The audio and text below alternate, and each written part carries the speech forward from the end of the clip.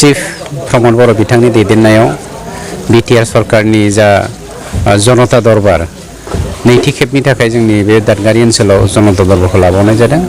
Specially दादगारियावहाय दैनि जेंना, हानि जेंना आरो कारेन्टनि जेंना, हान्था मेलानि जेंना बेफोरखौ लानानै जोङो सावरायनाय जादों। दैनि जेंनाया फ्राय जोब्बाय, मोनफा मोननै ओरैनो साब भिलेजफ्राव दंबावो। टटेल 33 भिलेजनि गेजेराव 33खौनो जों होनाय जाबाय मेइन भिलेजखौ।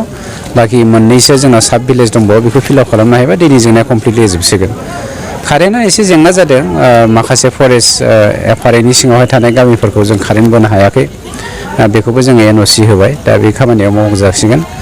लामानि बेलायावहाय गोबां मानसिया सोंखारिदों, नैबे नेशनेल हाइवे अथरिटिनि सिङाव थानायलाय जों फिसा काउन्सिला बेखौ आखाइ होनो हाया। अब्लाबो जोंनि मानब गेदेर रायजो सभानि एमपि बिथां रोंगोरा नार्जारिनि दैदेननाय आरो बिथांनि खावलायनायखौ नाजावनानै नेशनेल हाइवे अथरिटिनिफ्राय बेखौ बावैसोनि गोख्रैसिन मावनाय जासिगोन आरो बे एक्सेप्ट जाबाय, खामानिया जाफुंसिगोन।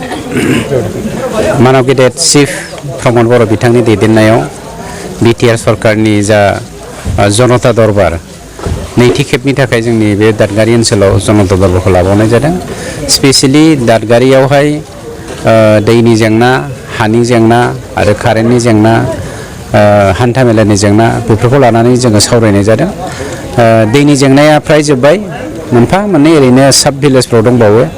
टटेल 33 भिलेजनि गेजेराव 33खौनो जों होनाय जाबाय मेइन भिलेजखौ। बाखि मोननैसो जोंना साब भिलेज दंबावो, बेखौ फिलआप खालामनो हायोबा दैनि जेंनाया कमप्लिटलि जोबसिगोन। कारेन्टआ एसे जेंना जादों, माखासे फरेस्ट एफआरएनि सिङावहाय थानाय गामिफोरखौ जों कारेन्ट बोनो हायाखै, बेखौबो जोङो एनअसि होबाय, दा बे खामानियाव मावजासिगोन। लामानि बेलायावहाय गोबां मानसिया सोंखारिदों, नैबे नेशनेल हाइवे अथरिटिनि सिङाव थानायलाय जों फिसा काउन्सिला बेखौ आखाइ होनो हाया। अब्लाबो जोंनि मानब गेदेर रायजो सभानि एमपि बिथां रोंगोरा नार्जारिनि दैदेननाय आरो बिथांनि खावलायनायखौ नाजावनानै नेशनेल हाइवे अथरिटिनिफ्राय बेखौ बावैसोनि गोख्रैसिन मावनाय जासिगोन आरो बे एक्सेप्ट जाबाय, खामानिया जाफुंसिगोन।